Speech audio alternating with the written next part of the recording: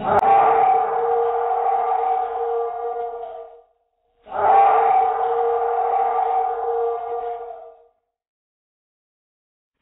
some dangerous, large carnivore out there. And I saw that bird pick a young deer off the road and fly away.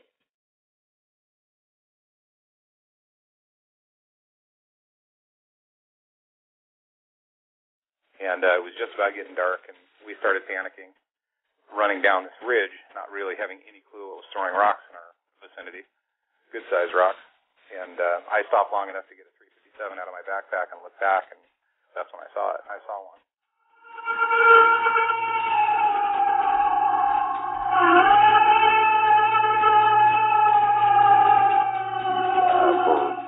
For a week, the town of Defiance was being harassed by a werewolf, and it's actually attacked two railroad workers, killed livestock, just a lot of weird stuff that was going on.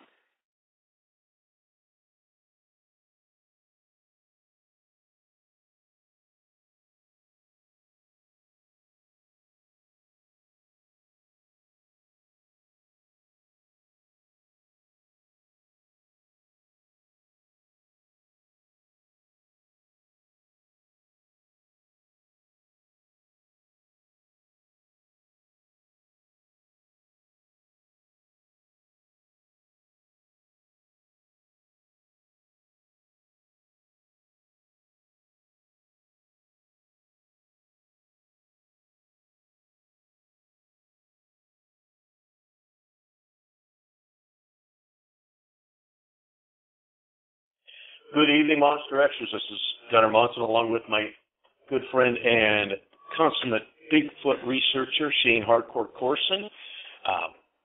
We are sponsored by the Sasquatch Coffee Company. You can find that if you check it out online. You look up Sasquatch Coffee and like our Facebook page. And Sasquatch Coffee, have you tried it, Yeti? Shane, how are you today? Fantastic as usual. Doing great. Glad to be here. And looking forward to the show with our good friend Chuck. We're having a little bit, I apologize, Blog Talk seems to be having some issues with allowing us to get into the chat room, so we apologize for that. Yeah, unfortunately. That's Blog Talk for you. And tonight, I don't think there'll be any chat. We'll just be chatting amongst ourselves. That's right, yeah. Well, I did want to address something that's come up. They're starting to promote, Matt Johnson is promoting his habituation conference. It's coming up April 22nd through the 24th. And yes, I did agree to speak at this conference. I want to be clear that I am the token aper, and it is Washington State, and I mean token with an E, not token like spoken token. But it does not in any way mean that I agree with, I am not a person who feels that we're dealing with something that's paranormal. In fact, I will address that in my presentation. So anyway, I know that there's been some concerns that, in fact, I had a little conversation with a gentleman who was felt the need to attack all the speakers, including Bob Gimlin, referring to him as a hoaxer, which I do not agree with. So, right, we are, the haters got to hate, and people have asked me why did you agree to participate in this particular conference, and I am telling people that Matt Johnson wooed me until I said yes. So that's a little pun, a little woo pun. So anyway, with us we have a friend of ours back that has been on the show before, Chuck Madsen, who is an active field researcher up in Washington State, and we're excited to hear what Matt's been up to. He has been conducting a 14 game cam project, which is ongoing. They've had some, they have an ongoing research area where they've continued to do audio and record interesting things while in their camp. I know that he and Ben Free had something. We'll have to let Chuck tell us about it, but they felt like they had some large animals really close to them while they were setting up cameras. And as well as on New Year's Day, he was out with his family snowshoeing and heard some tree knocks in their research area. So I know, Shane, you were out a little bit this weekend. How'd that go? Well, I went everywhere from the coast all the way, the Tillamook coast, all the way up to Mount Hood. I was all over the place, checking trail cameras, placing trail cameras, getting out in the snow and getting out in the nasty wet weather. But anytime in the woods or the mountains is always a fun time. And so, it was good exercise. I was a little bit everywhere.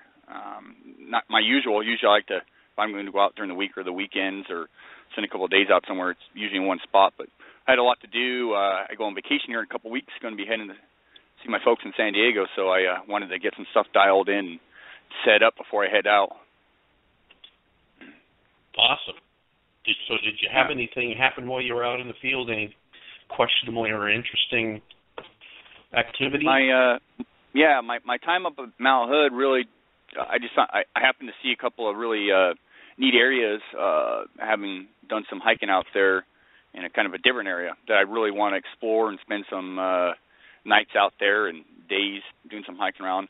However, when I was in the Tillamook area, I ventured out a little more remote than I usually head out and decided to go check out some this kind of hilly area, and did get a knock.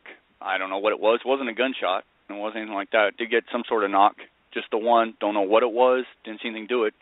Just solid, sounded like the classic solid wood on wood.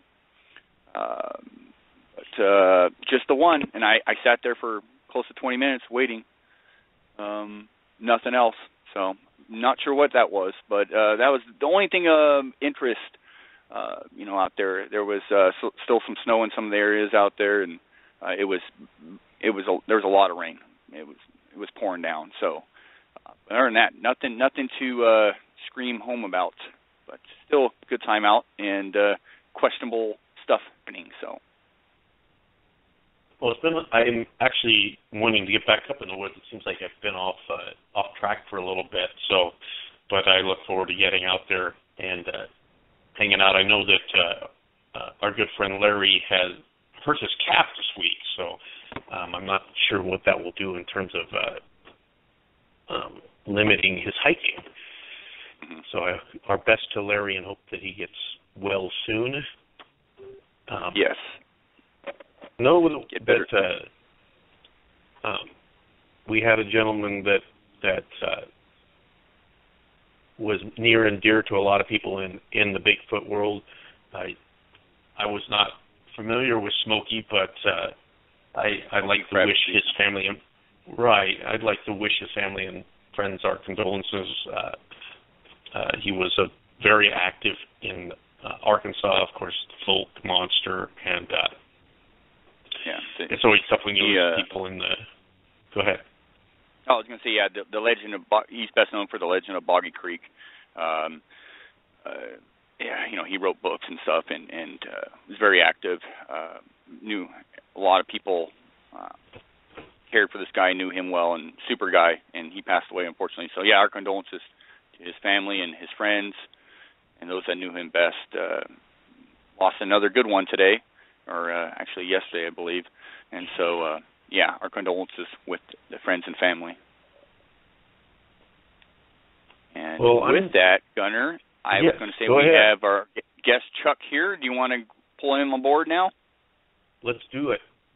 All right. Hello, Chuck. Hey, good afternoon, guys. Good afternoon. Hi, Chuck.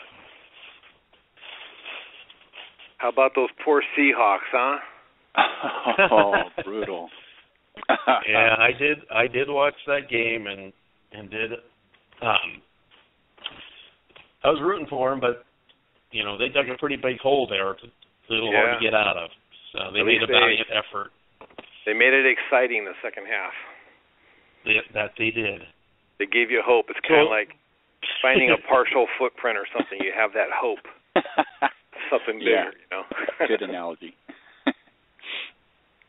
So Chuck, for the folks that aren't familiar with Chuck Madsen and tell us a little bit about yourself and what your ongoing investigations. Sure. Well, I'm a self-employed concrete contractor.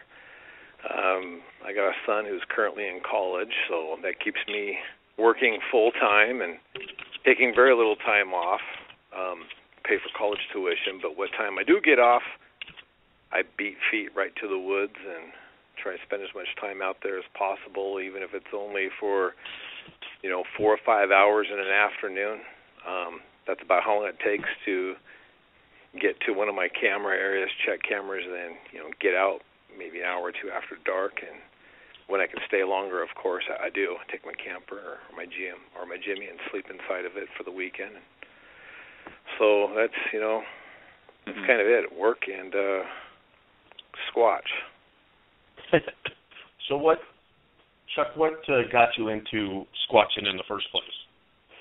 Well, it's a similar, story that I shared last time I was on your show. I, as a kid, always liked Bigfoot and was fascinated with all those early shows In Search of, those A&E specials. My parents owned some property in Ashford, and I invited all my employees to come on a camp out for the weekend on that property, and so we decided we were going to go for a walk one evening and went around behind the old logging gates, the yellow logging gates on private land. You can't take motor vehicles, but you can walk in there. So we went walking along the Nisqually River, and one of the wives of my employees said, "What's that standing in the road?" And it is dark, and as we all look forward, because we're all kind of talking and looking around, but this time we looked forward when she said that, and there was this tall, upright, black silhouette in the darkness standing in the road. Couldn't really get a good look at it because this was 11:45 at night, and when we all focused on that spot, it must have known we were watching it, because then it stepped off the road into the trees and then made its way kind of closer to the river. So that really sparked my interest, because as my parents' property, this is a place I can easily come to, and there might be Bigfoots around it, and so just always had that kind of interest, and slowly but surely started to spend more time hiking, more time exploring those woods. My wife and I actually recorded what we believe to be perhaps a Bigfoot, back in August of 2013, and so from that point to now, I feel I do serious research where I go out specifically looking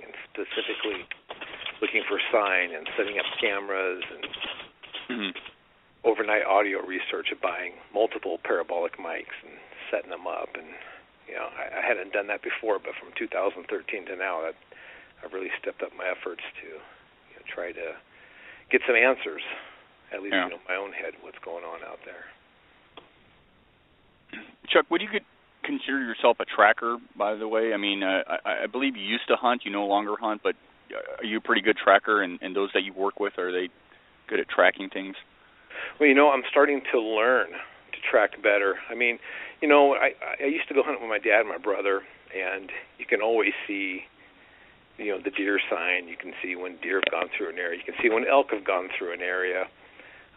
But now that I've been trying to study what habitat areas might be suitable for a Bigfoot, I have now, probably in the last year and a half, paid more attention to the ground, more of the foliage breakings that are happening, not just a tree break, but ferns and which way they bend down. I've now been able to start tracking bear a lot better. I've never seen bear tracks as much as I have in the last year and a half, and So I'm paying attention more to when bigger things go through the woods and when those bigger things mess with stumps or downfall. And I found what I believe to be either a bear or a cougar den here a few weeks ago. Just follow this trail right to it, and I didn't want to get too close to investigate because it was before dark, and there might have been something in there. So I did put some extra game cameras around there so I can see what's going on. Yeah. But, one of the. Oh, go ahead.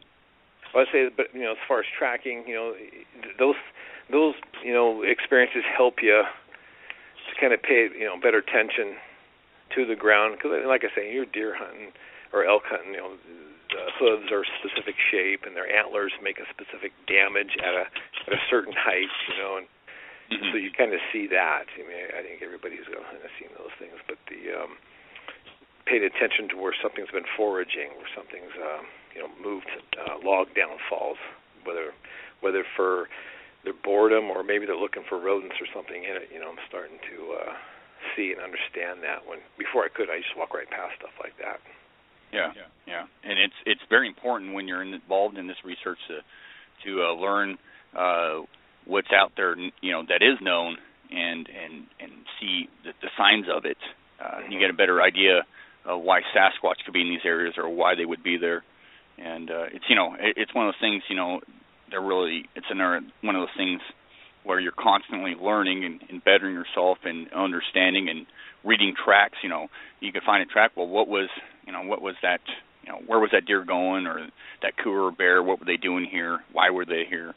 And one of the fortunate things for us here in the Pacific Northwest is the seasons, I believe, because we get a lot of rain up here, and you can find some fantastic impressions, both even during the summer months, even.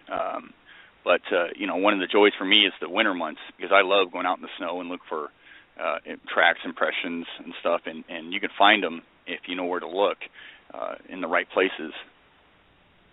Oh yeah, the last couple of weeks we've had snow in our research area, and so there's a couple of known areas for swampy and wetlands, and I like to walk the edges of those to look and see if there's any traffic going in and out of them. And I took so many pictures of maybe Bigfoot tracks, and I say maybe because none of them had good toe detail, and I was kind of excited about that because it definitely didn't look like hunters had been through there or other hikers or poachers, because there are those things out in the woods. But the rain and the melt out, because out here, it rained so much the last couple of weeks, and it's hard to tell how melted out the tracks got and how much stuff fell from trees into those tracks, kind of changing the shape of the track. So I didn't get really excited, but I can tell, something's been going in and out this particular wetland area from the hills. So another spot I put multiple game cameras at. Yeah. Do you consider yourself a year-round sort of researcher? I consider myself that, because I go out, no matter what the weather conditions are in the time of year. But a lot of people involved with this sort of stuff, whether it's cryptids or Sasquatch, a good majority of them, not everybody, but a good majority of them seem to kind of fall out like, oh, it's winter time, I'm going to wait till spring, season's over. Right. Yeah, I consider myself year-round.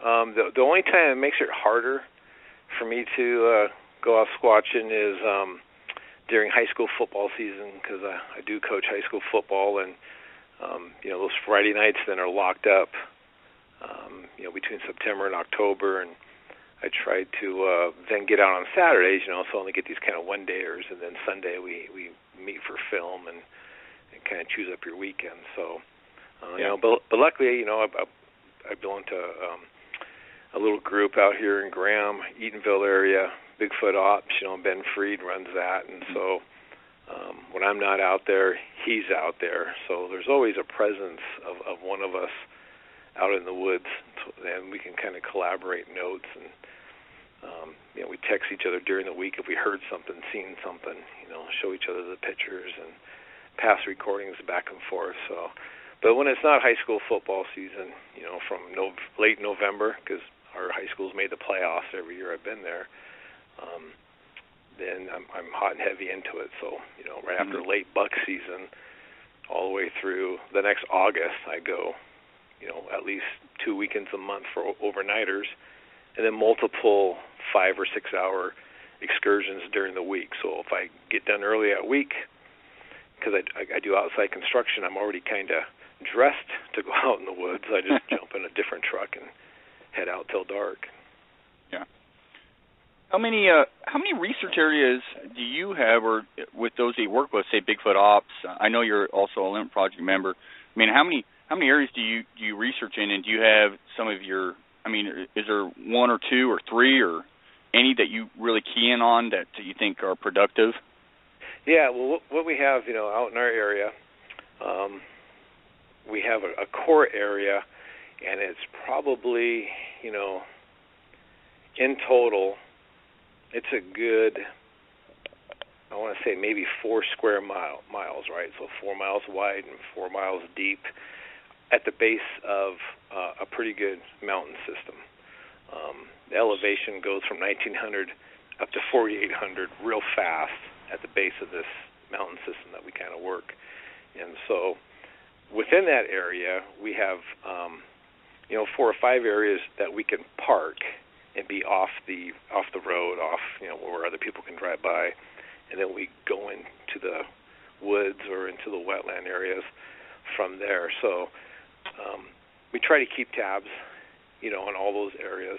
So if Ben's camped at one spot, and we call it Charlie, then I'll go camp at another spot that we'll call Bravo. That's a mile away or so, or 3/4 of a mile, and both be listening, and we'll meet up in the morning if we've heard something. And so it's one area we drive to, but within that area, there's 4 or 5 kind of sub areas that we can park and check out. Mm-hmm. What about these areas, or some of the more specific areas, do you find appealing that draws your attention to these areas? Is it the landscape, the animal life, the reports? What got you into some of these areas to begin with? Well, like I say, I had that possible encounter with my employees, back in '98.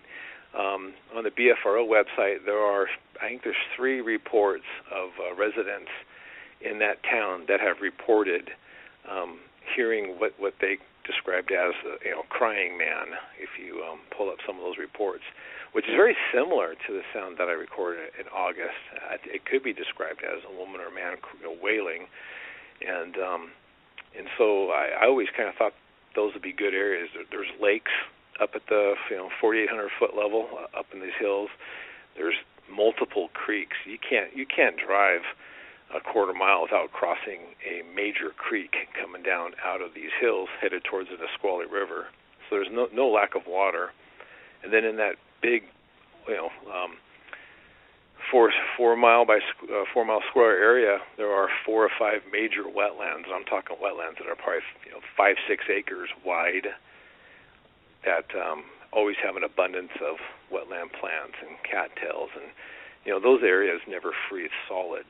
So there's always going to be plant life and foliage in there to eat that they always come to. So I don't think they migrate out of that area in the winter. I don't think they go anywhere any certain time. I think that there's a family of Bigfoot that live in this little research area, or at least visit it very often. So I stay put there. 1 year I bought a permit to a research area 5 minutes from my house. You can drive right to this private forest management area, and there's been a couple of reports up the Voights Creek area in South Prairie, and so I can get there from my house really fast and be behind the gates. But this last summer, that whole area has been shut down for fire danger, so I kind of put the nix to my research over there, because then I couldn't get in there for months on end, and then they shut it down for elk hunting. So it was really hard to be consistent in that area. The fire season up here was extraordinary. I placed some trail cameras up by Mount Adams, and there was a huge fire that went through there, and I haven't made it back up there yet. I'm wondering if they're still there, because they could be melted. But the fires up here played a big part in a lot of areas. I know of fellow researchers in Washington and Oregon that couldn't get into certain areas, and when they've gone back to some of these areas, they're just decimated and no longer really researchable for anything. Yeah, it makes it tough. But then in those areas, in 4 or 5 months' time, there's new ground cover starts to sprout up, and then the elk love going in there and eating that. And so the whole cycle of life kind of starts over again, slowly but surely. Yeah, the whole ecosystem. The fires do play a good part in most scenarios. Sometimes they can be pretty devastating.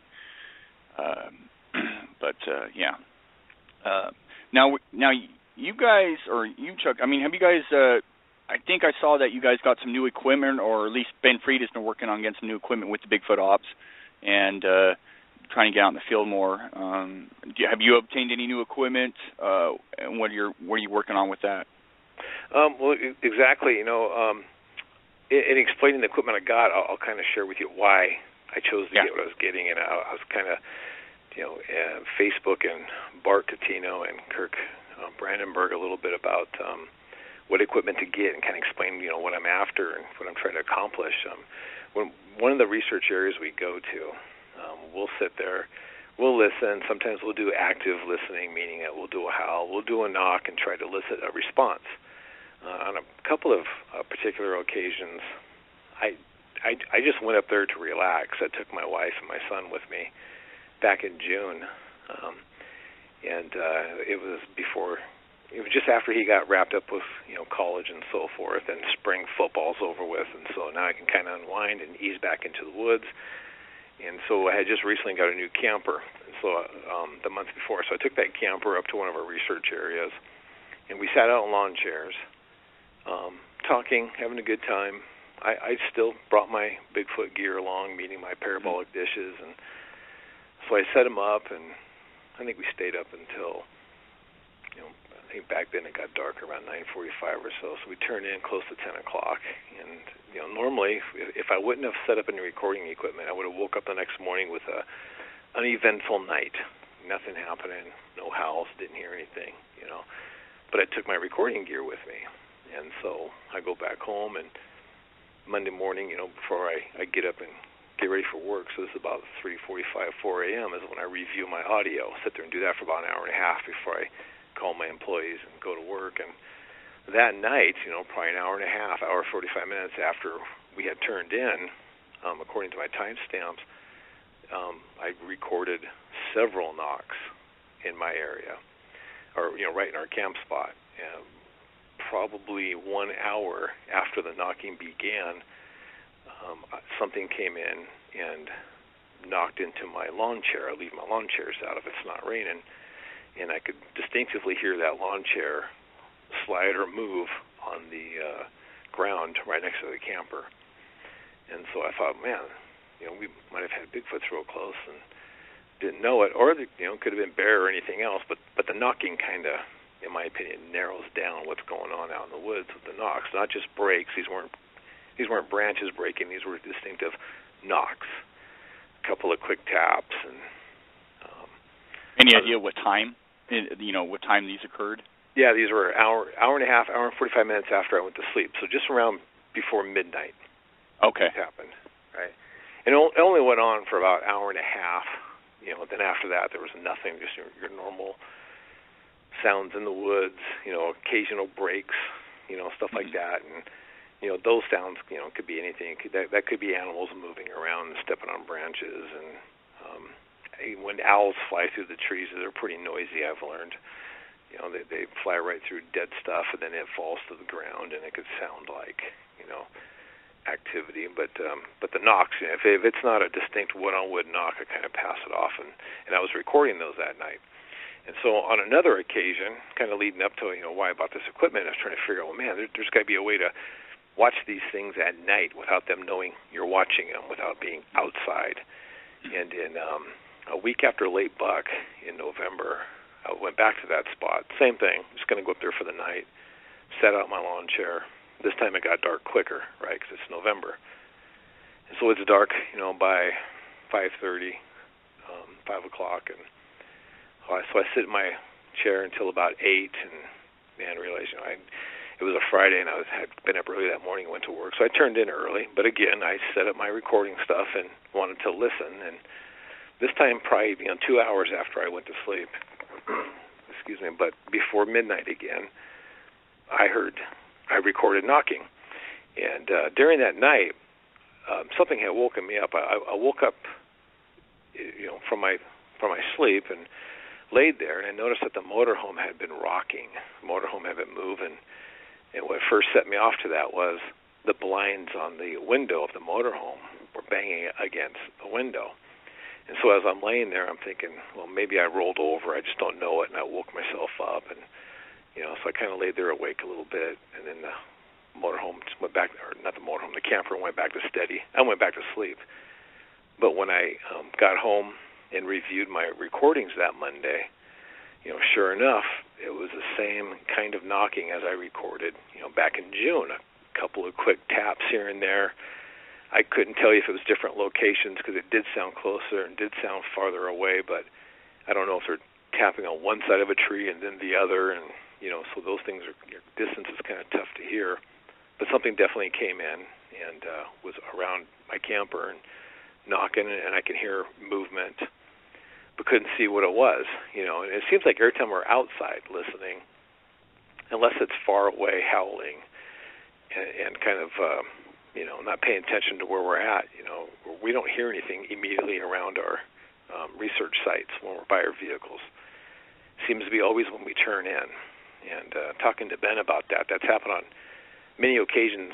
With him, he'll go to sleep and think the night was uneventful and hear all kinds of stuff on his recordings. And we use those Bionic ear parabolic dishes. I don't know if you're familiar with them, but if your listeners are and they own one, you know that they're good for about 200 yards or less. 200 yards or less, you can hear things. You can hear a knock. You can hear a howl. So they don't have great range, but it does tell you that whatever it is making the noise is within 200 yards. And so I went out one weekend, walked around that research area, stayed at about the 200, 250, and tried to find out where can I still see our vehicles from. And there is game trails back in there. And so I was trying to come up with an idea of being able to record all night with a therm in those areas. And so the product I ended up getting was an ATAC 360.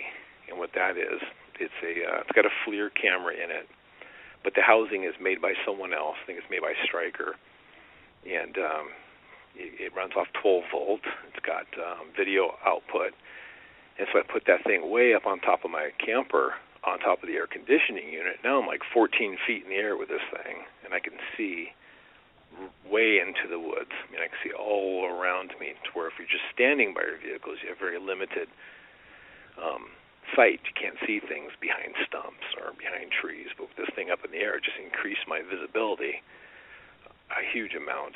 And so I got a little portable DVR and an extra battery for my camper and hooked it all up, tried it out. In fact, this last weekend, Friday night, was the first time to use it. And of course, it was raining all weekend. That was the one thing different was, because we usually don't record in the rain because we don't want our gear getting destroyed.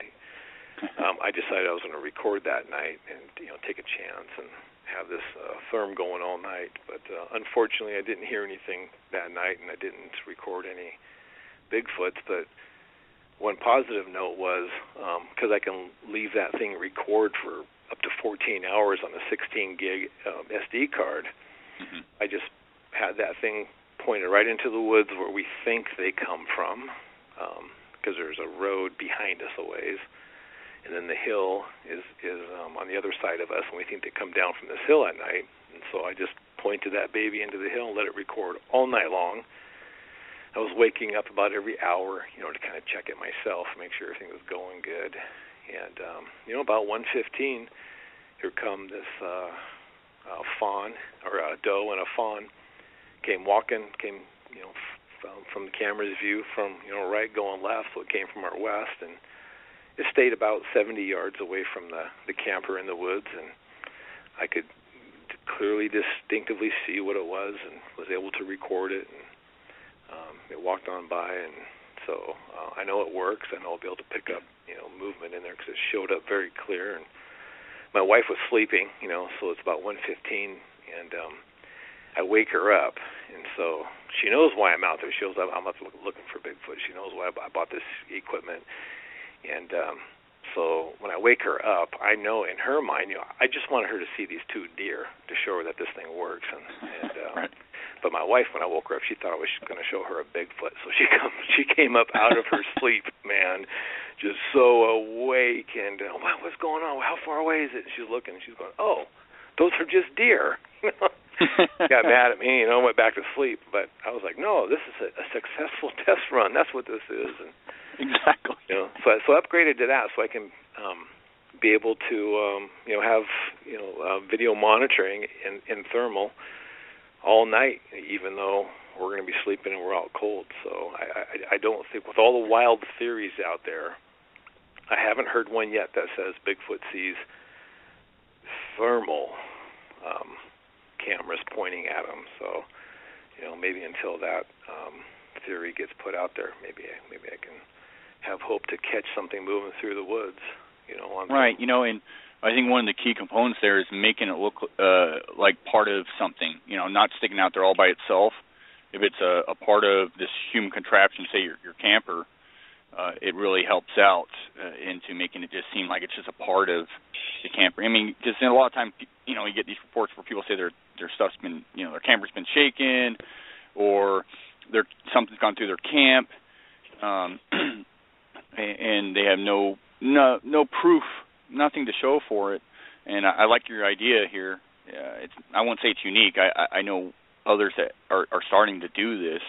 But if there is Bigfoot activity coming into these areas and, maybe rocking your camper or messing with your camp or just coming through there, I mean, obviously you got deer.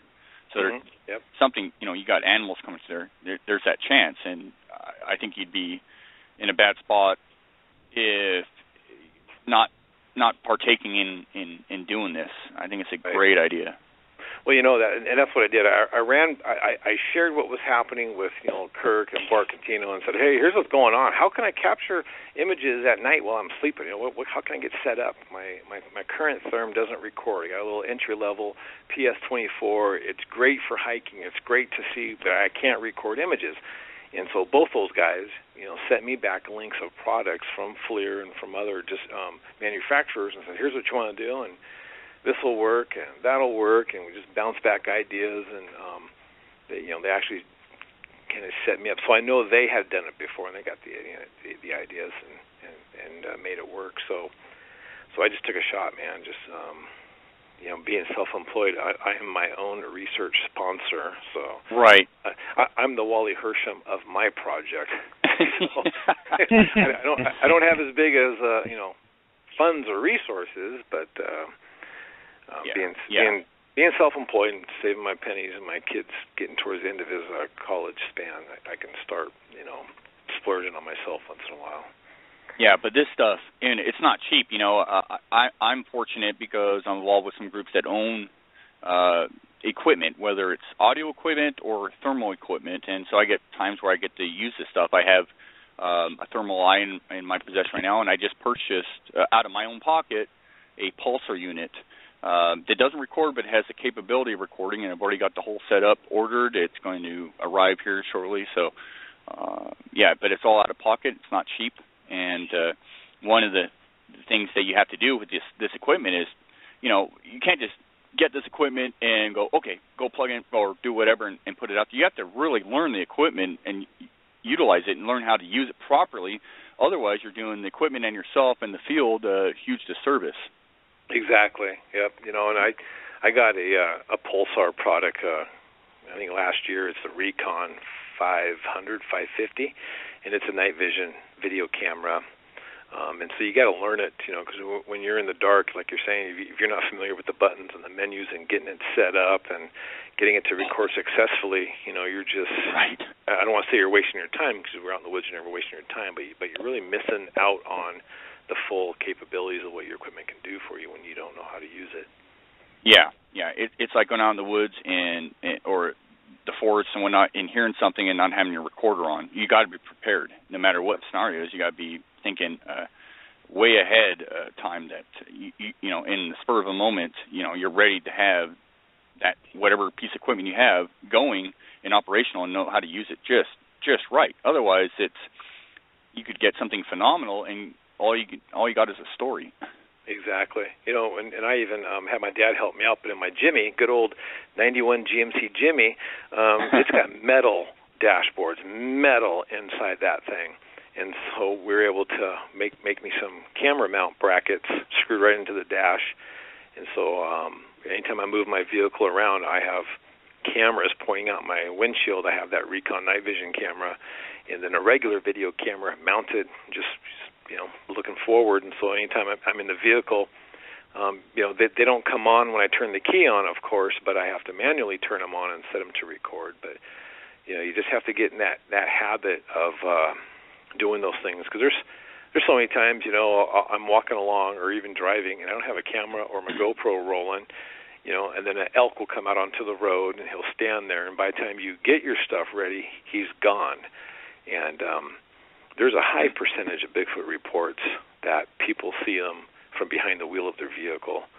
Oh yeah. They just see them on the edge of the road or they're crossing the road, and if you're not currently recording, you know, already in the record mode when that happens, you'll never get an image, you'll never get a video. So you know, Squatcher Metrics, who's on Facebook, you know, his stats show that a good majority of sightings happen, I think, between the hours of 11 and 2 in the morning, where people driving on roads and you know, something crossing in front of them, and that does happen. You know, I was just up at Mount Hood, and I have a dash cam, and on my way home I turned it off, and I didn't see any Bigfoot stuff, but this blue heron, which I didn't see at first, was on the opposite side of the road and flew right in front of my truck.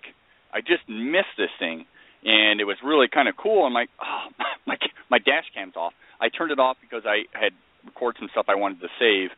And I was thinking, what if that was a Sasquatch? You know, what? I just screwed up because it was actually pretty cool. I almost nailed this thing, and it barely missed my windshield. It would have made kind of a cool video, but you know, you got to be ready to go at all given times because you just don't know. Exactly. You know, and that's kind of in the back of my mind. What I think is going to happen is, you know, I'll put all this time into the woods. I got all this gear. I got all this camera traps going on. I'm in the bush. You know, my wife and I, she's a good sport. We got just soaking wet Saturday, just drenched from being out there and come back cold. And, you know, we got to see an owl. You know, that was really cool up close. But in the end, I think it's on the drive out of there, on the way home, I'm going to see one cross the road. I'm going to be exhausted, and all my gear is going to be put away. And it's, you know, back in my mind, that's how I think I'm going to have a perfect daytime sighting. And you even got to be ready then, because the toughest part is, you know, when you're out in the woods and you spend more than a day, you're tired or you're wet or you're hungry, and you kind of don't get as disciplined in setting up all your stuff again, you know, getting everything ready, changing batteries, swapping SD cards. Because it does take some effort, and it's so easy to just get out of the mood sometimes and just sit and relax, or I'm just going to go drive, you know, a mile down the road and go into this new trail, so I'm not going to record, you know. That's when something happens. And absolutely. When you least expect it, you know, given all the time you spend out there and stuff, and you think you're in the right area and all that, and you're on your way home, and boom, it happens. Or, exactly. You know, it's a bad place to be in it if you're not prepared, because then once again you just come away with this really cool story with no evidence. That's it. Yeah. But speaking of evidence, I mean, you know, you got one of the things I love about your trail cam project is, you know, recently you posted on Facebook, really, I love pictures and videos of cats out in the woods, you know, cougars and whatnot. And you got a really neat one of this cat coming through the area that you had this trail cam, and it had a collar on it. Like, it's somebody's following this cat. It's got a tracking collar. Yep. Yeah, and, you know, I took a picture of a video of a bear also in that same, well, actually it's probably about a mile and a half from there, but still within the, you know, research area. And that bear had a tag in its ear. So it looks like animals are being relocated from one area into this area, or at least they end up in this area. Because that's the second animal that I've photographed that actually, that was obviously in human hands first. And so the bear just had a tag in his ear. He just looked like a tag and a number. But this cat that I put the video on my Facebook, that's a radio caller. So it's transmitting, Now, all the times I've been out in these woods, and there's only a couple ways into them.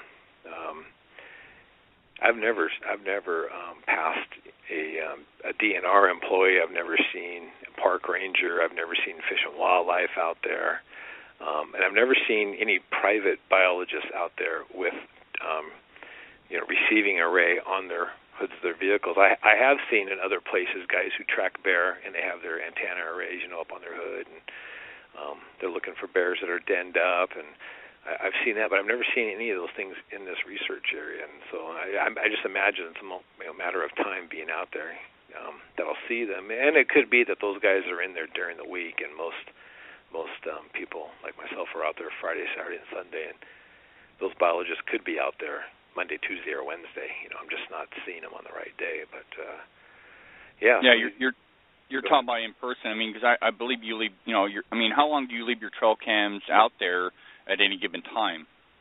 Well, I leave them out there. I try to leave them out there indefinitely, and then I just replace them as they fail. But every 3 months, I go back and check my cameras. So I've got 4 major areas where I have 4 cameras in each area, and so I rotate going to them. 1 month I go to one grouping, and then another month I go to the next grouping and replace batteries. And so I leave them out there quite a while. This particular camera was set back in October, and that date stamp on there I think was December 15th or something like that. So it was last month that the cat actually walked by that particular camera. But of all the times, all the cameras I have out there in this area, and you could have 100 cameras placed in an acre of land, and if they don't walk past the camera, you're not getting a picture. It seems to be exactly. They walk on the other side of the tree. It's amazing to me when people say, "Oh, we have all these trail cameras out there and we don't get anything." Well, I'll tell you what, getting a cat on camera or bear is awesome. I get deer quite frequently, and the wind moving a branch and whatnot. But I don't get a whole lot, cats or bear. To get that stuff on cam, on a trail cam, it's unique and awesome. I just have an issue with people that say that, there's all these trail cameras out there and we don't have any really, really awesome pictures of Sasquatch. It really, to me, is a needle in a haystack when you look at some of the woods out there, the millions of acres. It takes something to walk right by the cam. And let's be honest, most of the trail cameras out there have slow shutter speeds. They're not $600-700, $500 trail cams. They're kind of cheapo. So it takes something. If something's walked by really quick, you'll get a blur. Right? Exactly. My cameras are all right about the $200 range. Yeah. So they're not the most expensive. The trigger speeds are a half a second. And they have some out that are faster than that. And if you notice that that cat's walking right at the camera. Oh yeah. So he triggered it. 20, 30 feet away, and walked right at it, and walked right past, and didn't even stop to sniff it. But if he had been walking at a right angle to the camera, I may have only caught his hind end or tail or something. If he'd been closer, further away, to be a little bit longer viewing. But yeah, you're right. If they don't walk at the right way, the right angle, that's going to be tough. I could imagine though, spending more money, per camera. So, and what I mean by that is, you kind of roll the dice. Do you spend a couple $100 bucks a camera and get 14 of them, or do you spend $500 and $600 on a camera and you only get 5 or 6 of them? You know what I mean? Yeah. So, yeah, you'd have to be, really, really confident to put them out there because, to get a camera stolen or broken or whatnot, especially with that amount of money spent, could hit you right in the gut. I'm like you. I'm not a rich man, but I do like to buy trail cameras, and so I range from between $150 to $200. I do have one more expensive one on the way, but I mean, you really have to really good area. I like to place mine really remote, though. When I go camping in certain areas, I'll put it out there for the night and take it back with me. But I do also, place them remote. But you just never rule out the human element. You can never rule out that somebody's going to come up there and just, like a bear, and just kind of gnaw at it and break it up, and that'd be horrible. Yeah. Well, I lock all my cameras up, but I'm beginning to even change whether I do that or not. And a lock costs you about $20 to get those Python cable, game camera locks. Because when I was, up at the Olympic Project, we were all setting cameras one weekend, and Derek locks all of his cameras up, and which I think even now he's changed his attitude on that a little bit, because he was sharing a similar story with me. But I have my brother-in-law with me, and I'm setting up cameras, and he goes, "Oh, you lock them up, huh?" And I go, "Yeah." And he goes, "Well, do you think that keeps people from stealing them?" And I go, well, maybe it just keeps the honest people honest. Makes me feel better. But my brother-in-law showed me, most hunters or guys out in the woods got nice big knives, or even small axes or tomahawks that they keep with them, and a pretty good strike goes right through those cables.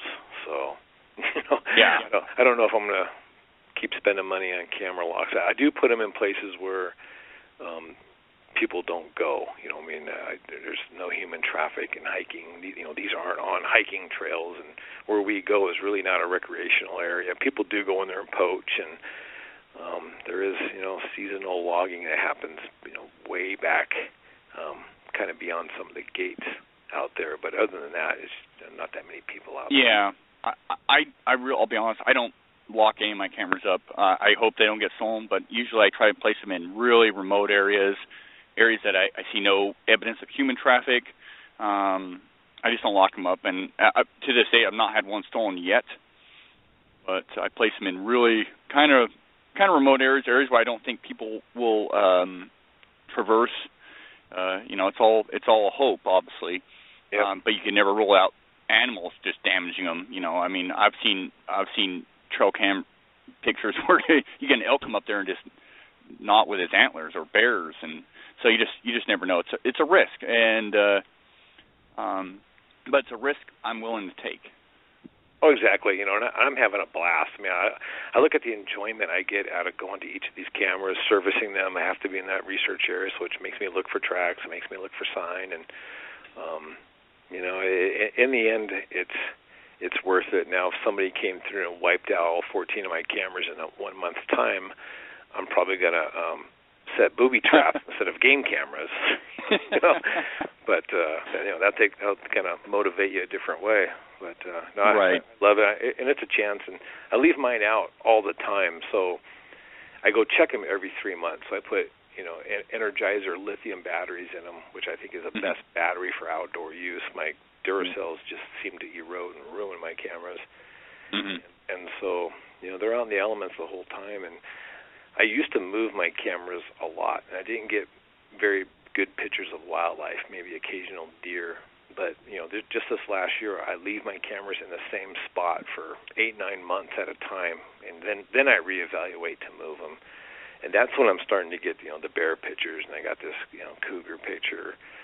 And so we have that old saying that finding Bigfoot is like a needle in the haystack, and it's always moving. The needle's always moving, and if that's true, and if you keep moving your cameras, you're kind of chasing the needle. But if you just leave your stuff in one spot for a whole year, however long it takes, sooner or later, you would think that needle may find its way towards that camera, or close to that area. So I quit moving them. I keep them in the same spot.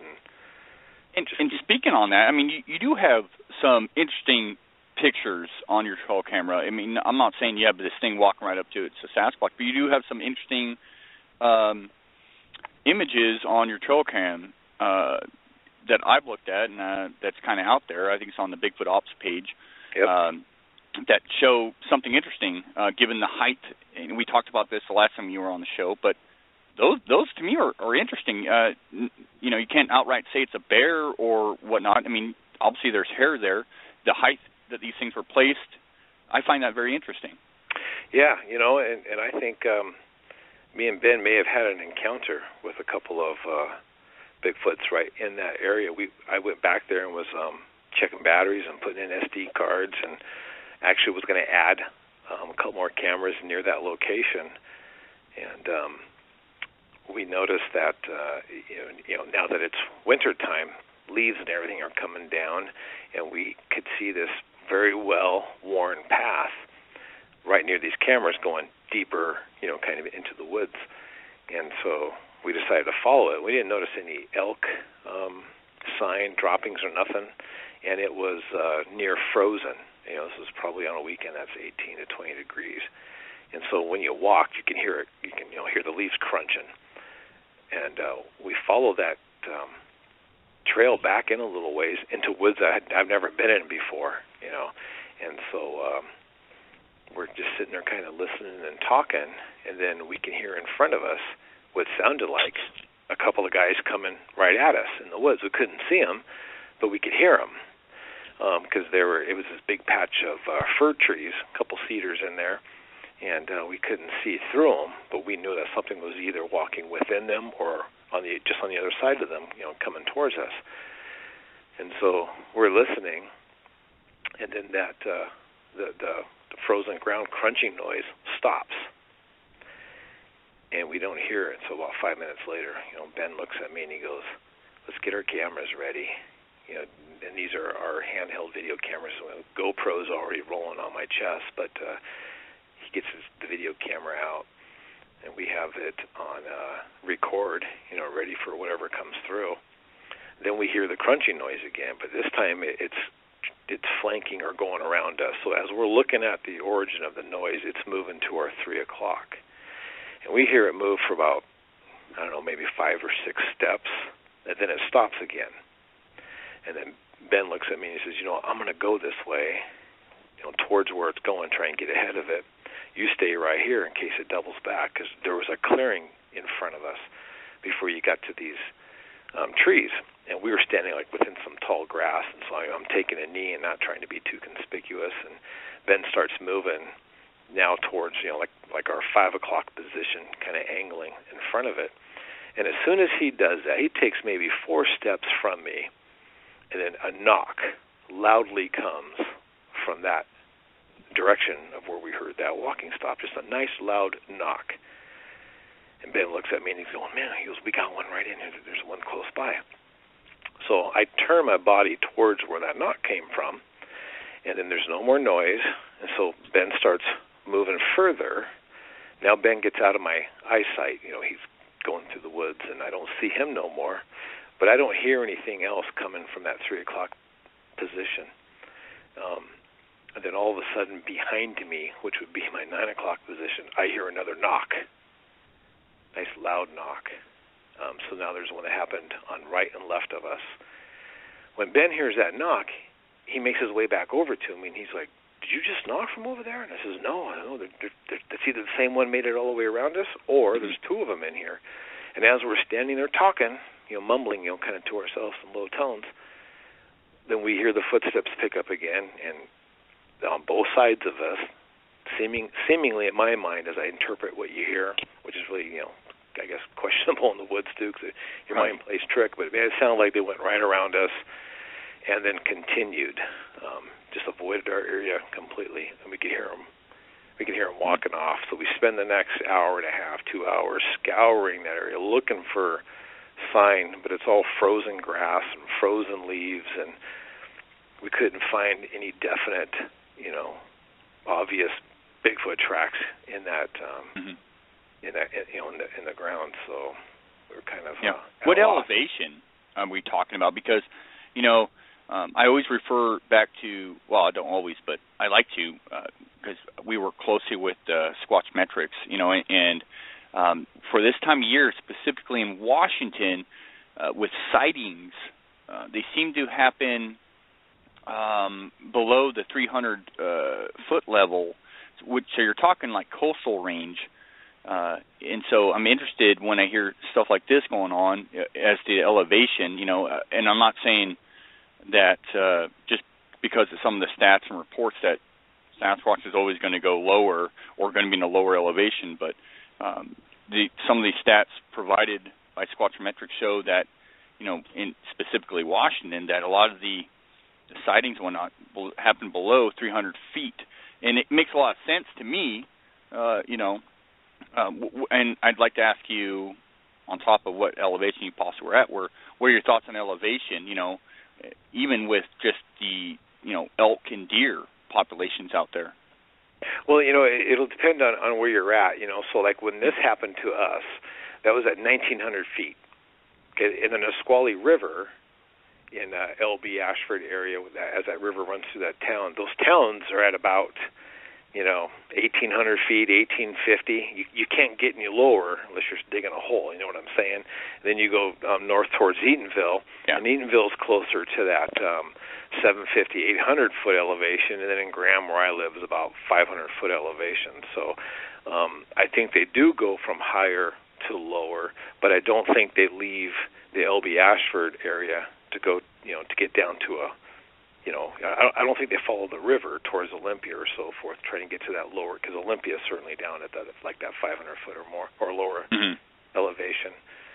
I think they just, depending on the harshness of where they live, obviously if it's a more mountainous, ruggedous, area, and it snows and moving around is tougher, they may come down to those lower elevations. But again, because those reports go up in the winter times, it's because people don't go up into those higher elevations as much. They can't get up there no more like they could in April and May. So that's a great point. Yeah. So and that's the thing about sightings and encounters. I mean, just like even the stuff I record, you try to interpret it, a lot of it as, well, this is what Bigfoots are doing, but it's really what you're doing. And a Bigfoot just happened to maybe make a vocal, a knock, or a sighting in those areas. So I think they're adapted so well that, like in our area, what I really believe in our area, based on the knocks and what I'm seeing and hearing and the patterns, they're coming out of these hills at night, and it doesn't matter what time of the year because it's consistent every month. And they come down into these wetlands, and they forage. There are beaver in these wetland areas that are in our area. And they're just taking advantage of what's available, foraging all night before they work their way back up in the late morning hours. And, so I do think they go from higher to lower at certain times, Your berries are going to bloom later, lower, and your berries are going to be up higher at certain times of the year, and they may stay up in those hills. And, right. So and I would call that, I wouldn't call that necessarily like a migration. A lot of people wonder if Bigfoot, migrate, and I wouldn't call that necessarily migration. It's more of a descending. Migration for a lot of animals out there is hundreds of miles, if not thousands. Up here in the Pacific Northwest, I don't think that's necessary. You can drop a couple hundred, feet, a couple, you can go a few miles and get out of some of the harsher conditions. I mean, just look at your deer and elk. They're still out there at these higher elevations, not just the lower elevations. You might find an abundance at a lower elevation, but you'll still find them up at the higher elevations. Right, yep. So you can't rely on I love your point, though, and it's very true about the human elements. To have an encounter experience or just to record something takes people being out there, and there's just not that many people out there in the winter specifically, and even some of the other times of the year in some of these more remote areas to get this sort of experience or record stuff. Yeah, and last time on the show we talked about recording data and what do you do with it, and my son was showing me better ways to filter and sort the data I put on my Excel spreadsheets, and I just was playing with that here, it was about a month or two ago, and saw that, oh wow, it looks like it's more active in this one area in the certain moon phase, and sharing that with my son. I was like, hey, look, man, I appreciate you sharing this with me, because now look what I can do. And I was trying to show my son what I could do now on my computer. And he asked me, he goes, well, hey, Dad, how come you never go into this one research area during the last moon phase? I was like, well, I don't know. And he goes, because right now it looks like you have zero activity in that area during a certain moon phase. But what in truth what's happening is I never go into that area during the last moon phase. And so I was like, you know what? I need to go. I need to be in that area during the moon phases that I normally aren't, to make sure I'm consistent with what I think I'm seeing going on out there. So. And again, it makes you look at the human element. Where do I go the most? Is kind of what my research is showing me. And but when you do look at the overall stuff, I mean, the howls and the knocks, we get always in the darker moon phases, and in the lighter moon phases, it's not as much. And we go in the whole area. If you look at the area as a whole, we're out there consistently in each moon phase, but we're not in each area during each moon phase, because one person can only be in one spot 4 times a month, right? And you have all these different moon phases, more than 4 of them. So it's hard to get there, and that's where the team part of it comes into effect. But it was neat. My son, he's always showing me something new, and he shows me what I'm not doing out in the woods, and he has no interest really in Bigfoot. He's fascinated when I share stuff with him. He thinks it's interesting, but when I show him math or I show him stats on a spreadsheet, then he looks at it in different eyes, and he's showing me things that I'm not doing out there that maybe should be. So that's kind of cool.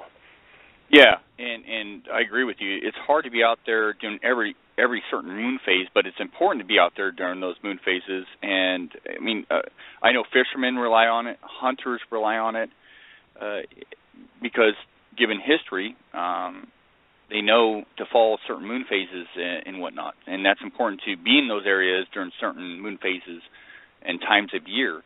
If you're not out there, even if nothing happens, you're still gaining knowledge and adding to the data. Okay, well, I was out there doing a full moon or a half moon or a quarter moon or whatever, a blood moon, and nothing happened or something happened, and you're recording that data. It's so important to and it'll back up everything you do down the road, and it'll get you to a point where you're going, okay, these are the times I need to be out there because this seems to be the most activity. I mean, like I said, with hunters and fishermen, they rely on this stuff, and they know when to go out there and fish. They know the times and the years to go out there and fish, and that's how important it is. Yep. Because my son was telling me, taking stats in college, that you put all the numbers together, and the numbers tell you things. They tell you probabilities, not 100% accuracies, but they tell you probabilities in things. And so he was just telling me, man, you have the highest probability of a howl or a knock in this area during this moon phase. And so we try to be there. Somebody in our group, me or Ben, my brother goes. We have another guy from Bremerton who drives all the way from Bremerton now and comes out and research with us, Darren Locke. And so I admire that he's drives that far to come out and check out what's going on. And so we need to get organized to where if you have 4 or 5 guys out there, and if everybody's can do it, be in 4 or 5 different areas at the same time, and listen and do audio and track areas, and then you just cover more ground. Yeah, with these moon phases, and this is a question from chat. I mean, are you seeing during these certain moon phases when activity seems to kind of spike up, or I mean, is there a certain time of moon phase that you like to go out? If I have, if I only have 2 weekends out of the month that I can go, because I have responsibilities at church, and so there's certain weekends that I have to stay close to home, or things have happened in our church family, and I have to, be close to those guys. And if I have to pick and choose when my duties and stuff are, I look at my calendar, I look at the moon phases, and because it's a higher probability of getting activity during the darker moon phases, well, then those are the weekends I pick and go out, or during the dark moon phases, because that's when we are essentially getting the knocks, and we're getting the howls and the screams, and are during those times. So if I can pick, I go the dark time. But to be true and consistent with your research, you should try to go equal all times, and then you have a better, range of what's going on out there. If you never go in the bright moon phases, then all your data is going to show activity in the dark moon phases, and it lopsides your data, doesn't give you true probabilities of what's going on out there if you only go out certain weekends or certain times of the year. Exactly. No, well said, and absolutely true. You have to be out there during all moon phases and times of year, in my opinion, to really get a better picture of what you're dealing with or not dealing with. Yep. And so, one of the questions that has been posed to me recently is, how could Sasquatch survive the winter months? The Pacific Northwest, we really don't get real harsh winters. I mean, we have our times, but we don't get those really, sub-below zero temperatures and stuff. We get snow, we get ice and all that, and sleet, but we don't get those really harsh conditions. Up here in the Pacific Northwest, I have no problem thinking that, something like a Sasquatch can survive through the winter without doing a whole lot, I don't believe Sasquatch hibernate, personally. I think some of the evidence out there, or some possible evidence, shows that, because people still see them, they're still finding tracks. But how, in your opinion, would a Sasquatch survive in the winter, and what would it do? I mean, have you come across any, we had Derek Randalls on last week talking about, with the Limb Project, talking about nests, and he has no idea what time these nests were constructed. He has ideas and whatnot, or we have ideas, but have you come across any possible nesting areas, or, what are your thoughts about Sasquatch in the wintertime? Well, it's tough to find out what they do way up in the mountains, when the snow level is down to 2,500 feet, because anything above that's tough to go into. So if they exist up there, nobody knows it, because they're not up there, in it. But because like during the winter, like in our research area, there was over a foot of snow there last month. You couldn't drive in there. It was just tough getting in there. And so I know that as the elevation goes up to the 4,800 feet is where one of the higher lakes are, the snow's got to be deeper, it's got to be thicker, it's got to be harder to move. And I don't see a huge increase in knocks and howls down low if that's where they're being pushed down into. So they must be able to exist up there in all conditions. You have to be able to adapt in all conditions to be reclusive still. And they have to be able to live in, making the nest like Derek was saying. Mountain gorillas do that, and I believe Bigfoot is just another more pure species of mountain gorilla in North America. So I think they do build nests. I think they, make shelter to get out of extreme weather, whether it's, within a pile of rocks. I think they are smart enough to do that. If a great ape can do it, I believe Bigfoots are smarter than great apes. And I think they know how to look for rabbits and rodents and mountain beaver, which is another big species of kind of a rat that lives in the, dirt and the hillside.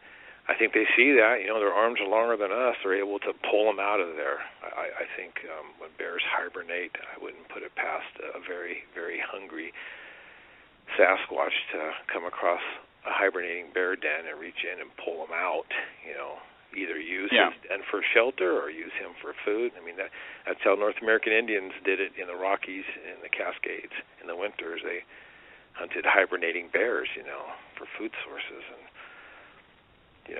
we're talking about something that's in the woods 24/7. This is their life. This is what they do.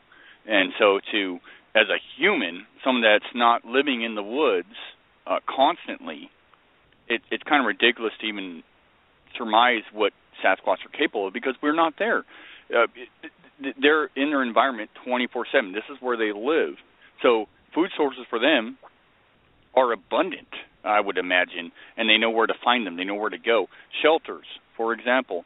I don't think they necessarily build these really rambunctious, huge shelters. I think they just know where to go, and they can maybe put something together if needed, but I don't think it's necessary. They can hunker down in an area and build a comfy or just habituate an area in remotely that doesn't require a whole lot of effort.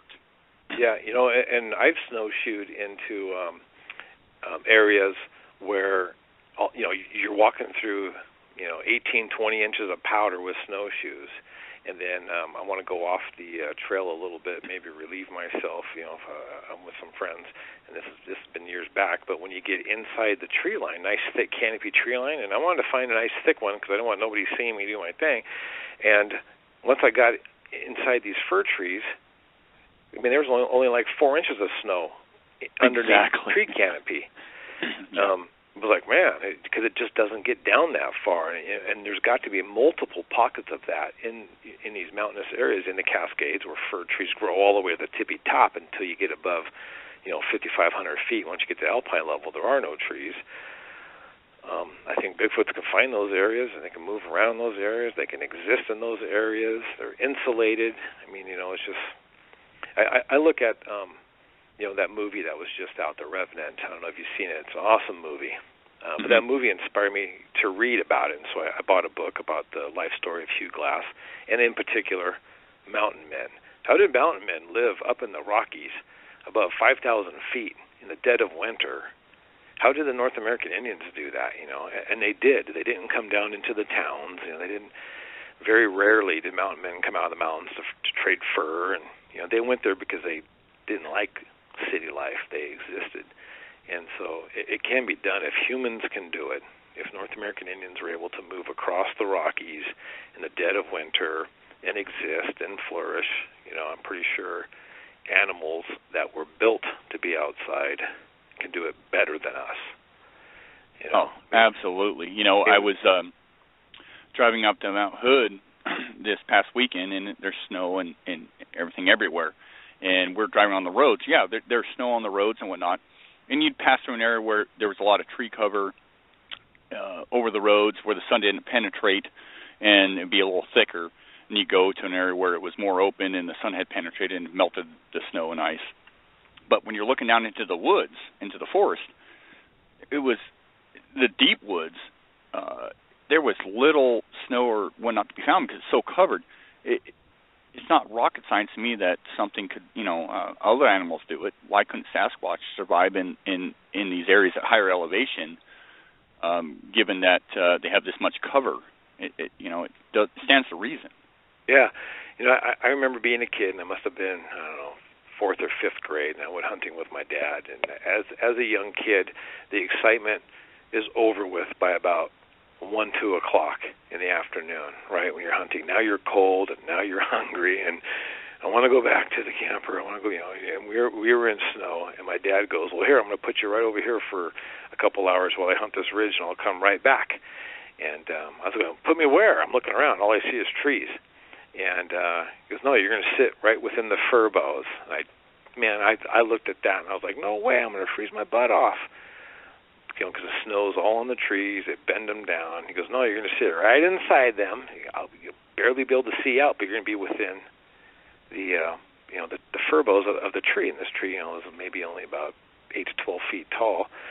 Sure enough, man, I sat right in there, and my feet weren't cold no more, and I was comfortable. Took a little nap, just totally different. You just got to know how to be able to exist, and it's not that tough. I'm sure Bigfoots look out at the city lights of Ashford or LB or Port Angeles or Tillamook and wonder, how do those people do it down there? Yeah. How can they stand it? Yeah. I love camping in the wintertime, and we go out. The wintertime, we're out frequently and often and love it. I love coming out, and of course I'm out doing it for months on end. Personally, I'd love to, but I can't afford to do that. But I'd love doing it and testing myself, and I find it, if you're knowledgeable about the area you're in and knowledgeable about surviving in these conditions, it's not, yes, you do come across some harsh conditions, and and terrain and whatnot, but it's not impossible. And the more comfortable you are in these areas during this time of year, the better off you are. And it's just not a lot of people hate going out there. I love it. I live for it. Yep. And then getting back to that, we're people say, well, what do they eat? What do they do in the winter when it's like this? And in our research area, like I was saying, right now all this. I was up there yesterday and Friday, and the rain's pretty much taking care of all the snow at the 2,000 foot level. Above 3,000, the snow still exists, but down below, it got rained out. But a month ago, there was a foot of snow. I couldn't drive in there with my 4x4.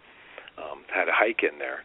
And when I hike in there, I did come across bear tracks in the snow, and these were at just under 2,000 feet, and that was late November, early December. And most people in their mind who don't go out in the woods all the time, who don't keep tabs on research areas, think that, well, as soon as it's cold, bears hibernate. That little clock goes on inside of them. They go and they den up. You're not going to see bears in the winter. Well, I personally know there's bears in our research area during the winter. I've seen their tracks. They're in there. If they're in there when it's that cold, and if supposedly there's no more vegetation growing, then what are the bears eating? They're finding something. When you really study the biology of a bear does not hibernate until his calorie intake goes below a certain level, and then he becomes lethargic. And then what goes on inside him is that the low calorie intake tells him he's got to go hibernate. He's got to go lay down, and they'll even come out of hibernation. When the temperatures come up, or their body tells them to. So as long as there's food to eat, bears don't hibernate. And so specifically the black bear. Exactly. They really are not true hibernators. They're up all times of the year. They may lay down and sleep and whatnot, but yes, they're up and at 'em any given moment, based on their needs. Yep. And the other thing about the game cameras, having them out there all the time. We talk about other animal behavior. We like to. I wish I could know as much about bears and cougars. I wish I knew Bigfoot as much as those other animals, but you just don't have an interaction. You just don't know. But what you do know is a lot of people think that bears are diurnial. That they have hours just like us, and that's not true. Cougars don't. My game cameras, I used to just erase all the pictures. Oh, another elk, another deer. I got hundreds of those pictures. They're not fun no more. But what I started doing was paying attention to the timestamps, because people think deer and elk, they're all going to lay down at night. They don't move around in the rain. I remember hearing that as my dad and his buddies were all hunting. It's clear out. They're not going to be moving around. It's going to be a bad day tomorrow. That may be true where they hunt, but it's not an absolute that they don't move around. So what I'm trying to say is, when I check my game cameras, all hours of the night I have movement. I've recorded bears at night, cougars at night, early in the morning, during the day. So it's just kind of. When they feel like eating and moving, they just get up and go. There is no, like you and I, it's dark out, we want to go to sleep, we have to go to work tomorrow, which means we have to try and get 8 hours of sleep, so we try to turn in roughly 8 hours before we have to get up. Well, the animals don't have a clock like that, and they move around when they need to move around. When I tested out that ATAC 360, that thermal gear on top of my camper, the deer that I recorded coming through 70 yards from the camper, it was coming down like you wouldn't believe. It was just it was hard to sleep. It was so loud, raining. And here come this, doe and fawn. It's pouring down rain, 1:15 in the morning, and they're just walking by like nothing and stopping occasionally, nibbling, and then moving through as if it was just, midday sunny out. They weren't. Yeah. They weren't spooked. They definitely weren't they weren't down for the night, is what I'm trying to say is. So yeah. Now I want to play some audio that you gave to us, about possible coyotes and whatnot. Do you want to give a little brief synopsis of what happened and how you came upon this audio? Sure. First, I'll give credit where credit is due. Ben Freed recorded these, and that's the great thing about having a team or a group of guys who go with, and it's always fun to go together. It's always fun to meet guys out in the woods together. But I think it's better for your research if you go separate times, right? So in other words, I wasn't present when Ben recorded. He was out there. So on the weekends I'm not out there, he's out there. I give Ben a lot of credit because he's out there probably more times than I am.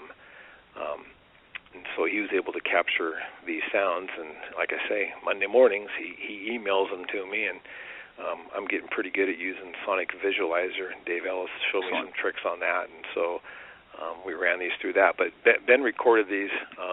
I say possible coyotes because a couple of them at the beginning don't sound like a coyote. They don't come in at the right frequency for a coyote. Right. One of those recordings, coyotes join in, and every one of their vocals are where a coyote should be in the spectrum range. But a couple of those weren't. So yeah, and the one interesting things about this audio and coyotes and possible Bigfoot vocals in general is that I don't know how many times I've recorded it or heard from other researchers where the coyotes get set off by something or vice versa, and you hear these odd vocals in between. It's very interesting stuff. Now, this is Blog Talk, folks, so forgive me and Blog Talk because I'm going to play this and you may not hear it as it should be heard, but we'll play it for your listening viewership. And here I'll go ahead and play it now.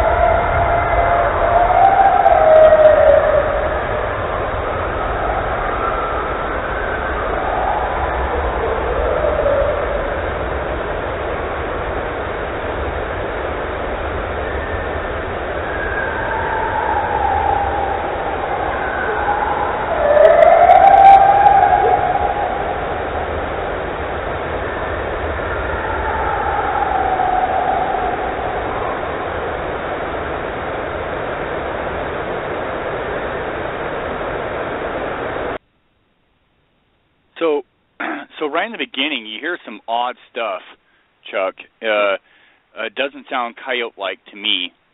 I know fundamentally you can never rule out coyotes or other animals in the field, but having listened to this and actually thrown it on Visualizer, especially in the beginning of this audio, it stands out to me that it's not coyote. But I can't rule out coyote. But it stands out that the possibilities are that it's not a coyote. Right. And then, and this goes back to now study what animals do out there. So what does a coyote do? A lone coyote will vocalize, and he'll vocalize loud, and he'll try and get a response. But what that coyote will do when it gets a response is then normally join up with that group that he's hounding is looking for. Or he'll give a different call if he found a kill, or if he's looking for a mate or wounded, right? So they have different calls that they give out. In this particular call, whatever that is, starts out calling, and then when the rest of the pack, that's out there starts vocalizing, that first caller keeps on calling like he did the first time, even though a response of coyotes were given off. So that caller didn't change how it was vocalizing even after the coyotes joined in, which I found odd, because usually then they change the way they call and they hook up, because the other coyotes were definitely yipping and they were all together. Oh yeah, I heard the yipping and whatnot. I heard a bark and whatnot after the fact, after that first initial yell or whatnot. Yeah, and those yells are right in. And of course, maybe someday somebody's going to videotape a coyote vocalizing, between the 300 and 500, hertz range frequency. Usually they're way higher. They're 900 and higher, right?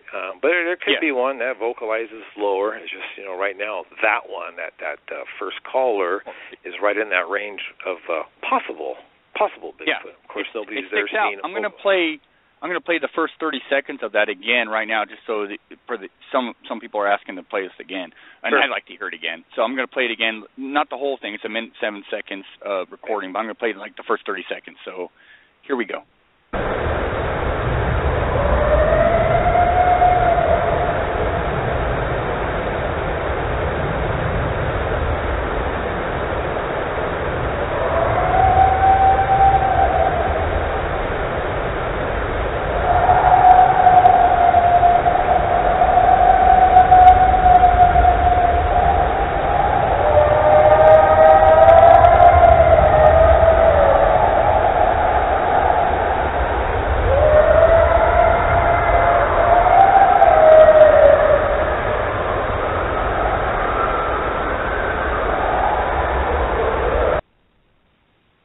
Yeah, that's it's very interesting, I got to say.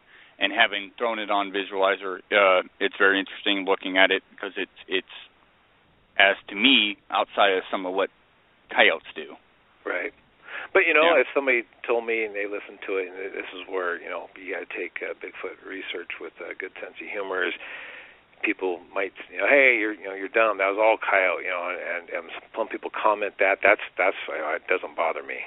I know it doesn't bother Ben, so if anybody's listening to that, you guys are crazy, those are all coyotes. Well, that's okay. It's just cool. We got to record something. We get to analyze it on a sonic visualizer. We get to bounce it off people. That's what research is. Yeah. Well, do you know what? We had you on the show before, and we have some of your other audio. I'd like to play another piece from the last show that we did. I labeled this the Chuck secondary piece of audio, but you can talk about this. I'm going to play it now, and then you can speak to it afterwards. All right.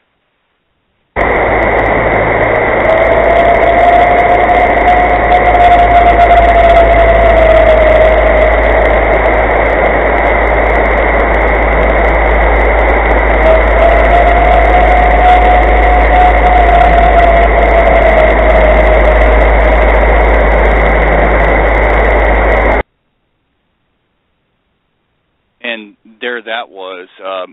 It sounded somewhat similar and interesting. It is, and that's why I, that first one that you played, which we got later than the one that you just played, as far as chronological order, is because on Sonic Visualizer, the two are very similar voice patterns, and the length of the howls are very similar. They're pretty long, even for a coyote, without changing pitch frequency. A lot of times, as coyotes or canines expel, as they howl and they start running out of air, you hear it. Their pitch changes in their lungs, and these just sound like longer lungs. These come from wetland areas. What I don't know is do coyotes run around inside of wetland areas and walk through puddles? They may eat frogs or something too. I don't know, but these howls came from close by to wetland areas. Yeah. For me personally, it's drawing them up on Sonic Visualizer and looking at the comparisons to coyotes, known coyote sounds compared to coyote sounds. I mean, these are very similar. And you shared the last one on our previous show, and I wanted to hear them both together. I was like, well, these are really similar, and very cool, very neat audio, and they don't really match up with coyote, or wolf, to be honest with you. I mean, we do have wolves out here in the Pacific Northwest. Their range is still very unprecedented. We don't know exactly the range of the wolf. We know they're here, and some are tracked, but still, it's very unique and interesting.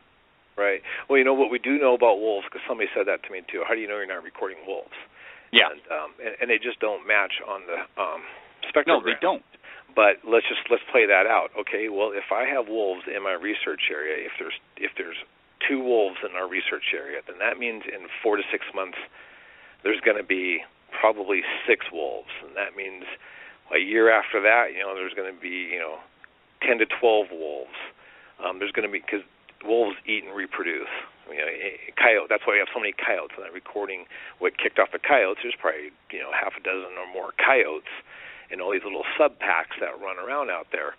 A wolf's a bigger animal, and if you're going to have a few wolves in your research area, as much as hiking around and everything that we do in there, I believe, I probably won't get them on game camera because they are pretty reclusive. But I should start seeing some deer and elk carcasses, or on my game cameras, I should see a reduction of images of elk and deer. Because what do wolves eat? Right? Yeah. Elk and deer, or cows, or whatever. They'll go into decimate areas. And in the last 2 years, I'd have to say the elk and deer population, from what I've observed, have only gone up. They haven't gone down. I don't find carcasses. I'm getting more pictures of those animals. I see more bulls out in the woods. So I don't believe there's any. I'm not saying it's impossible that it could be, right, but I don't believe there's wolves in my research area. Yeah, but it is interesting, and you got to keep your mind open to all avenues. So it does make you go research. Well, what does a wolf look like on sonic visualizer? What? Well, yeah, you have to look at all avenues because if you record in the woods at all given hours and all given times of the year, and you've done this enough times, you start looking at this, and if you look at different things online. If you have that chance to, as far as what's been recorded in the past, you start looking at, this is what a coyote sounds like, this is what a wolf sounds like, bear, blah, blah, blah. When you look at if you look at some of these sounds on Sonic Visualizer and what is known from what these animals are capable of doing known to us, some of these sounds, like what you recorded, are outside the realms of known animals, of species that we know exist. And that, to me, that's why I love audio. Because audio, yes, it's very interpretive to a person, but you throw it on visually and you see the patterns there, it's very interesting. It's very, very interesting.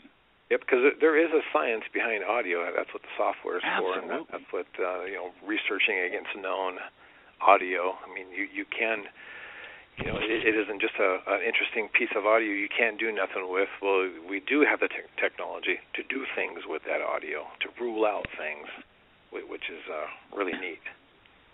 Yeah, and I think science, science as a whole will have to look at this because with the audio, these spectrographs and stuff, you can visually look at this audio, and you can roll out human or bear or coyote and whatnot, from what we know they do, and look at the peaks and the low peaks and the hertz. It's so compelling at times for me. I'm shocked that science really hasn't jumped on this to at least try to dispel what we're recording or you're hearing. Exactly. Yep. Yeah. And that's why I encourage those out there that have access to,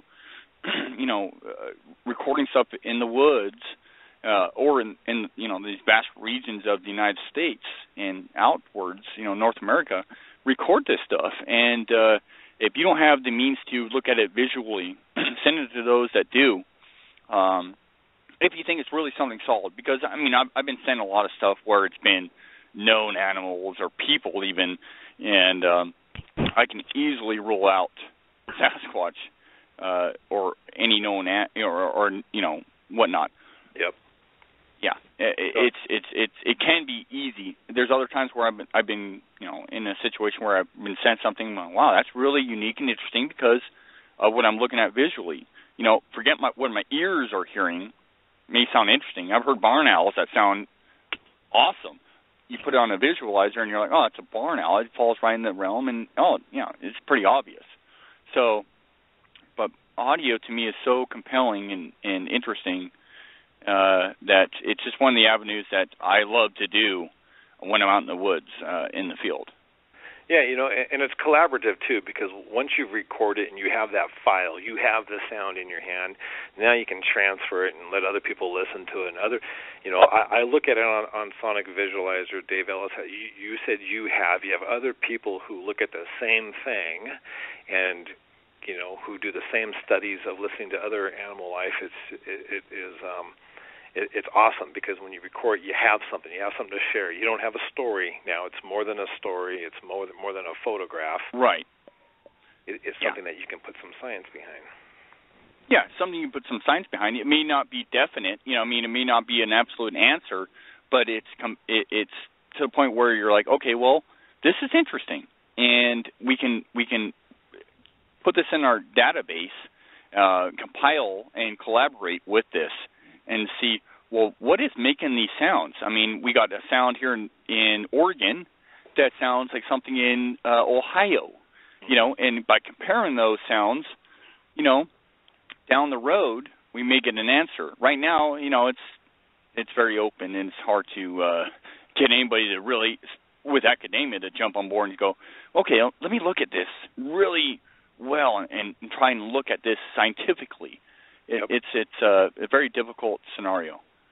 And someone else asked me, well, if you guys are separate in your groups and spend the night in these different locations, how do you know it's not somebody else in your group howling and just not fessing up to howling? And I got an answer for you, man. I've recorded everybody in our group howling, whooping, whistling, and I have their file on Sonic Visualizer. I know what Ben's howling signature looks like. I know what my own looks like. I know what my brother's looks like. They all fall way below the 300 hertz level. No matter what different sound they make, the throat gives off the certain frequency. It's just like a signature. No matter what you grab or do, fingerprint. And so I do that.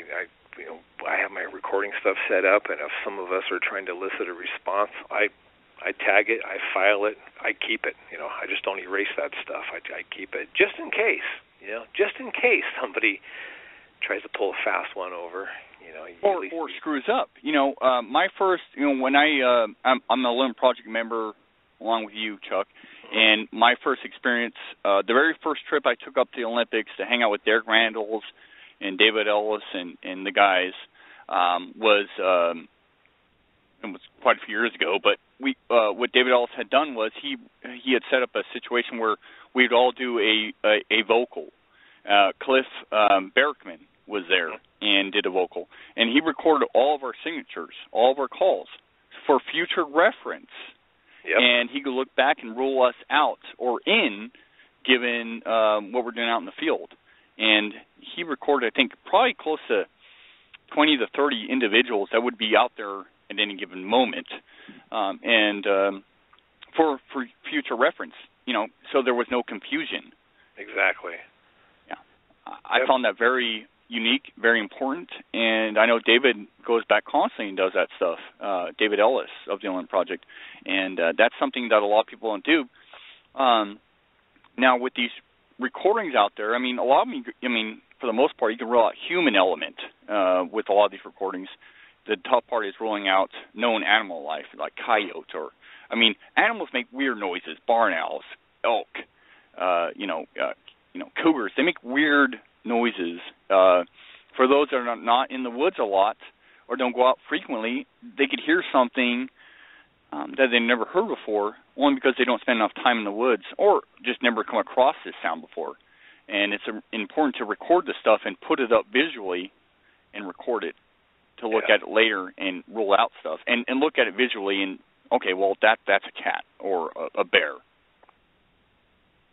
Exactly. And I found some, one thing I got to do future study on is I found some bobcat tracks in the snow near these wetland areas. I know that they make a pretty eerie vocalization, and I got to tag one of those files and listen and get familiar with, because they are an animal that is in my area that could vocalize. Normally they don't. When cats are in heat or in mating seasons is when they're the loudest, and make a lot of vocalizations. It's pretty rare to hear a bobcat, but since they're out there, you got to include known animals in your research area, in your audio library, so you can bounce things off of other vocals. Yeah, a true researcher, someone that's really enthusiastic about the subject, has to do that. I mean, it's no doubt. I mean, you can't just go out in the field and go, I heard this, and it has to be a Sasquatch because I've never heard this before. No, you have to know. I mean, and it takes actually a lifetime plus some to learn all of your animal vocals, known animal vocals. There are a few out there that are just, some people get lucky going out there and they hear something so unique and record it in the right scenario. And that's the thing, too, though, is that, these recordings are unique, like what you recorded. I find it very interesting. I've got some interesting audio. The Limb Project got interesting audio. The Tillamook group's got interesting audio. There's many other groups out there and individuals that have interesting audio. It takes you being out there to record this stuff. Right. It really does. And where it leads, who knows, but it takes you being out there to record this stuff. And the comparisons that I have found in certain areas are just very compelling and interesting. And that's why I love audio in general. I just love audio. I really do. I love going out there and finding impressions and tracks, but audio, when you look at its signature visually, is just awesome. Exactly. Yep. Yeah. Although a good footprint with 5 toes is always fun to come across. Yeah. I mean, how often do you come across those? Not very often. No, but when you do, not very often. I mean, how often have you, Chuck, come across a 5-foot impression? I mean, let me ask you this, Chuck. Have you ever felt that you've been hoaxed? No. When to be honest with you, when I first started getting into this, right before I ever met Ben, and I was in this research area, I had later learned that Ben had always been going into this research. Before we were friends, before we even met, I went into this area, and then in talking to him after the fact, after hearing things, I learned that he researches in that area. So in the back of my mind, I'm always like, well, I wonder if that was him knocking. I wonder if that was him, and I didn't know it, and I didn't ask him. I mean, wonder if we're hearing each other.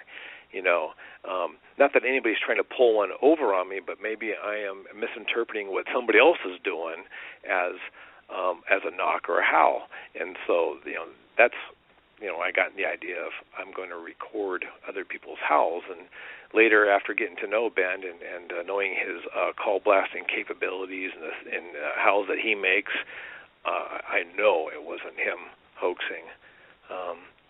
Or not hoaxing, but I wasn't misinterpreting him doing call blasting. And then I thought it was the real Bigfoot because I didn't know that he was over there at that time.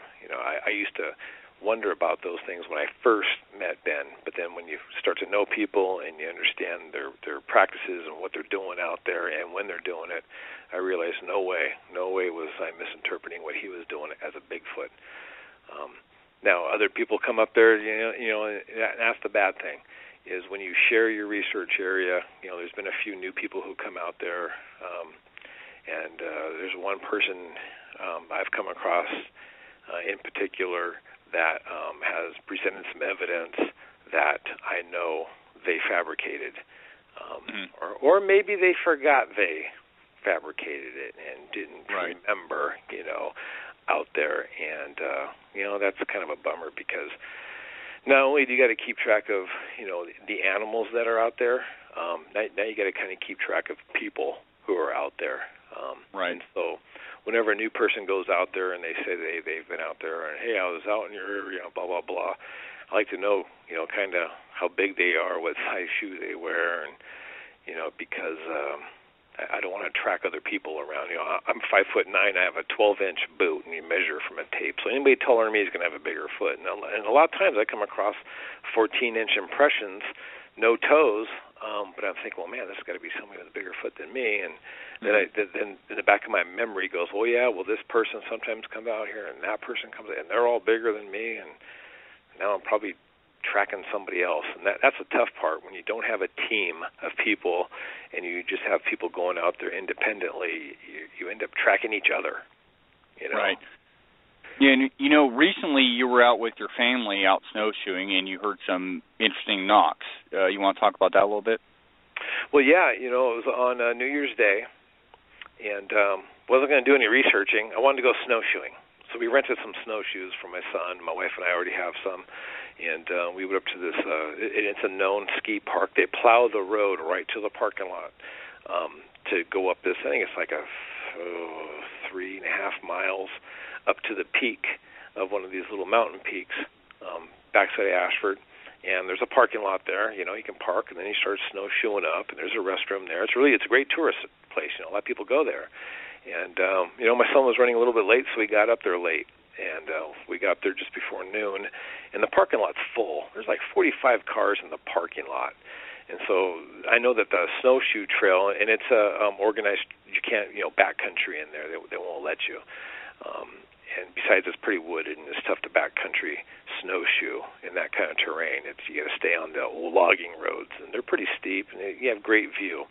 But the parking lot's full, so I got pretty mad because, you know, that's what I wanted to do that day, is do some snowshoeing, and so I got to work my way back down out of that ridge. And then I remember there was a couple of logging roads that we passed. Now, when they plow the road, they form these big monster, you know, 4-foot-tall snowbanks on roads that they don't plow.